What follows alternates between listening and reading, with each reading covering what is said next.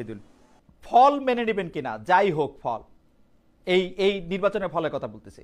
দেখেন, টাকা বিয়ের যে প্রশ্নটা এসেছে, 2016 সাল থেকে আমি এডমিশন টেস্টের ক্লাস নিতাম। তো এখন ভাই এবারও কিছু ক্লাস থেকে কিছু জমিয়েছিলাম, এই যে 24 সালের শেষে যে ক্লাস দিয়েছিলাম, তো কিছুটা কাজে জমিয়েছিলাম। এখন নির্বাচন তো ভাই কালকে হয়ে যাবে, এখন ভিপি হই কি না হই জানি না, কিন্তু যেই কয়েক টাকা খরচ করছি তা তো আর আসবে না।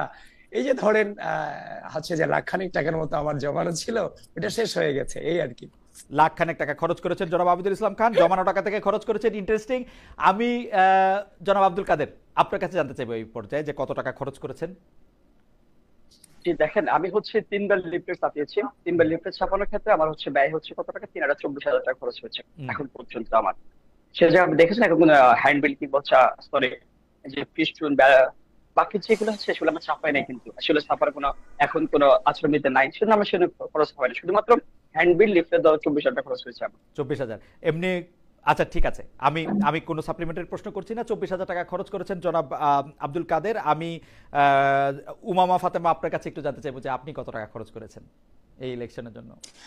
আমরা যেহেতু এখানে একটা স্বতন্ত্র প্যানেল আমরা তৈরি করেছি, প্যানেলের আমরা ওই ধরনের আলাদা করে খুব বড় বাজেট করি নাই। প্যানেলের সব মেম্বারদেরই আমাদের কথা বলা ছিল যে সবাই যার যার কষ্টটা নিজের মতো করে বিয়ার করবে, শুধু আমরা প্যানেলের পক্ষ থেকে কিছু জায়গায় ফ্যাসিলিটেট করব।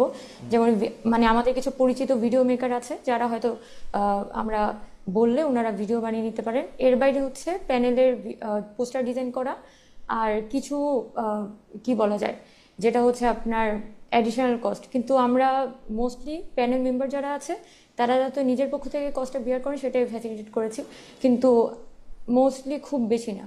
মানে আচ্ছা আমার অ্যামাউন্টটা জানতে হবে কারণ আমি জানি না এটা কত হতে পারে, মানে লাইক 5,000, 10,000, 15,000?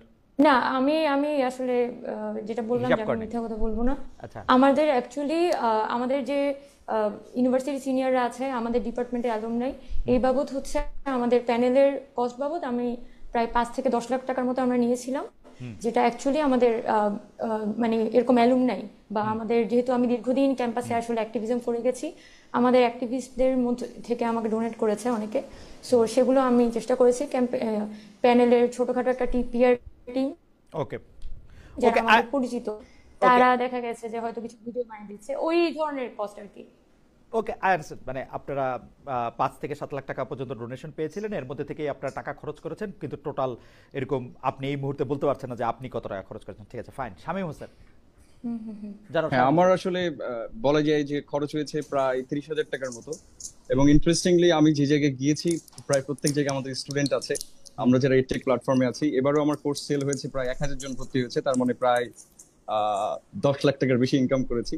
কিন্তু বেশিরভাগ জায়গায় আমার লিফলেটই পৌঁছায় না। অনেকে আজকে অবজেকশন দিয়েছে যে ছেলেটার বেশি ইগো টিগো হইতে পারে, কারণ আসলে আমি প্রথমে অ্যাক্টিভিজম থেকে শুরু করেছিলাম, I wasn't serious about it. So অনেক হলে আমি রিচই করতে পারি নাই। লিফলেট যতদূর পেরেছি, এটাই লিফলেট মানে ছাপানো হয়েছে, সেটাতে দেখলাম বানান ভুলও আছে, সেটাও সংশোধন করতে পারি নাই। সো ওই লিফলেট দেওয়ার জন্য যতটুকু খরচ হয়েছে, আর যারা কাজ করছে প্রায় সবাই আমার স্টুডেন্ট আর কি, আর যারা এখন আমার কাছে পড়ে আর কি বিভিন্ন ব্যাচে। ফলে আসলে এই ইলেকশন বাবদ আপনার ব্যয় তাহলে 30,000 টাকা সোফার। রাইট। এই যে ডাকসুর ভিপি পদে ক্যাম্পেইন করলেন, আগামীকাল ইলেকশন হবে, এই ক্যাম্পেইন পর্যায়ে মিথ্যা বলেছেন কিনা? দেখেন, প্রথম কথা হচ্ছে ক্যাম্পেইন চলাকালে মিথ্যা বলেছি কি বলি নাই, কিংবা হচ্ছে আপনারা যে নির্বাচনী আচরণের লঙ্ঘন করেছি করি নাই, সেটা হচ্ছে কি আপনার যদি আমার প্রজন্মে যারা আছে কিংবা প্যানেলের যারা আছেন তারা হচ্ছে কি আমার পক্ষে কিংবা বিরুদ্ধে এমন কোন অভিযোগ এনেছেন কিনা আমার মনে হয় না। জনাব আব্দুল কাদের, আমাকে যদি কেউ বলে যে মিথ্যা বলেছেন কিনা, আমার উত্তর হবে না, বলি নাই। আচ্ছা দেখেন, আমরা কোনো মিথ্যা বলি না, আমরা কোনো মিথ্যা আশ্বাস দিই না। আমরা যে অঙ্গগুলো দিয়েছি সেগুলো আমরা বিগত দিনে সে কর্মকাণ্ড করেছি, সেগুলো নতুন করে পুনঃ ব্যক্ত করতেছি আমরা। Fantastic, that will do. জনাব আবিদুল ইসলাম খান, ক্যাম্পেইন চলাকালে মিথ্যা বলেছেন কিনা? জি না, আমি ক্যাম্পেইন চলাকালে কোনো মিথ্যা বলিনি, এবং আমার হৃদয় থেকে ধারণ করে যে জিনিসগুলোর সমস্যা দেখেছি সে সমস্যার সমাধানের জন্য আমি আমার ইশতেহার প্রণয়ন আমরা নিজেরা করেছি, যেখানে ক্যাম্পেইন চলাকালীন কিংবা ইশতেহার কোনো জায়গায় মিথ্যা নাই। জনাব আবিদুল ইসলাম খান আপনাকে ধন্যবাদ। জনাব শামীম হোসেন, ক্যাম্পেইন চলাকালে মিথ্যা বলেছেন কিনা? না, আমি তো মিথ্যা বলার প্রশ্নই ওঠে না, কারণ হচ্ছে যে সবাই যেমন দীর্ঘ ইশতেহার দিয়েছেন, ডাকসুর যে গঠনতন্ত্র আছে সেখানে যে ক্ষমতাটা রয়েছে, আমি শুধু একটা ক্ষমতারই কথা বলেছি, এবং আমি বলেছি যে আমাকে পছন্দ না হলে এখানে যারা স্বতন্ত্র প্রার্থী রয়েছে তাদেরকে যেন ভোট দেয়, সেই হিসেবে যেহেতু আমি নিজের জন্য ভোটই চাই নাই, তো সেক্ষেত্রে মিথ্যা বলার প্রশ্নই ওঠে না। আপনাকে ধন্যবাদ। উমামা ফাতেমা। আমি ক্যাম্পেইন চলাকালীন সময়ে বা এর পূর্বেও যে জিনিস আমি নিজে বিশ্বাস করি না যে আমি করতে পারবো, এমন কোনো জিনিস আমি কখনোই নিজের মুখ দিয়ে বলি না। আর আমার যে ইশতেহার আমাদের স্বতন্ত্র শিক্ষার্থী ঐক্যর পক্ষ থেকে আমরা দিয়েছি, এমন পয়েন্টগুলোই আমরা উপস্থাপন করেছি যেগুলো নিয়ে অ্যাকচুয়ালি কাজ করা সম্ভব। যে জিনিস আসলে করা সম্ভব না সেই বিষয়গুলো আমরা আমাদের ইশতেহারে রাখিনি, খুবই প্রিসাইজ আমরা ইশতেহার তৈরি করেছি। তো আমরা এজন্যই করেছি যাতে আমাদের মিথ্যা আশ্বাস দিয়ে ভবিষ্যতে আমাদের নিজেদেরকে ছোট না হতে হয়। আপনাকে ধন্যবাদ। আবিদুল ইসলাম খান, আপনাকে দিয়ে খুব দ্রুত, অবশ্যই এটি খুব সহজ উত্তর, বিসিএস পরীক্ষা দিবেন কিনা? জি না ভাই, এর আগেও কখনো দেইনি, সামনে দেওয়ার কোনো ইচ্ছা নাই, কারণ হচ্ছে যে শুধু বিসিএস অর্থাৎ উত্তর হচ্ছে না। জনাব আবিদুল ইসলাম খান, আপনাকে ধন্যবাদ। কেন না সেটা আমরা শুনবো। আব্দুল কাদের, বিসিএস পরীক্ষা দেবেন কিনা? আপাতত ইচ্ছে নেই, কখনো ছিল না আগে। আচ্ছা, ইন্টারেস্টিং। উমামা ফাতেমা। উমামা ফাতেমা। না, আমি ডিসিপ্লিন থেকে পড়াশোনা করেছি, মানে সেখান থেকে আসলে বিসিএস দেওয়ার প্রশ্নই ওঠে না। সো কখনো প্ল্যান ছিল না। আগে যেটা আইএলটিএস পড়ছিলাম, বিদেশে পড়াশোনা করতে যাওয়ার ইচ্ছা ছিল, ওই জিনিসটাই আসলে কন্টিনিউ করেছিলাম আর কি। সো বিসিএস এর প্রশ্ন ওঠে না। Thank you. আমাদের তিনজন ভিপি প্রার্থীর তিনজনই আসলে বিসিএস পরীক্ষা দিতে চান না। জনাব শামীম হোসেন, বিসিএস পরীক্ষা দিতে চান কিনা? ইন্টারেস্টিং, সেটা হচ্ছে যে সামনে একটা বিশেষ নিবন্ধন, বিশেষ পরীক্ষা আছে যেটা শিক্ষকদের জন্য। আমি ইংরেজিতে নিবন্ধন করেছি, মানে অলরেডি অ্যাপ্লাই করেছি, 29তম অ্যাটেন্ড করবো, দেখবো বিষয়টা কেমন। আমি অলরেডি বলেছি যে আমার শিক্ষকতা করার ইচ্ছা আছে, so I need experience. So যার কারণে আমি অ্যাপ্লাই করে রেখেছি। সামনে পরীক্ষা, এটার প্রিপারেশনও নিচ্ছি আসলে। যেহেতু আমি ইংরেজি পড়াই, সো আমার কাছে ব্যাপারটা ইজি হবে। বাংলাগুলো পড়া শুরু করেছি। ওকে, বলা যায়। একই প্রশ্ন এবার উমামাকে দিয়ে আবার শুরু। উমামা, ফল মেনে নেবেন কিনা? যাই হোক ফল, এই নির্বাচনের ফলের কথা বলতেছি। হ্যাঁ হ্যাঁ, আমি বারবার বলছি, আমি যখন স্টুডেন্টদের সাথে কথা বলেছি তখনও আমি তো এখনো সেই কথাটাই বলছি যে আপনারা মানে whoever you want to vote, doesn't matter, যে আপনি আসেন, ভোট দেন। আবাসিক, অনাবাসিক, নারী পুরুষ সকল শিক্ষার্থীরা আপনারা আসেন, ফেস্টিভ্যালের মতো করে আপনারা ভোট দেন।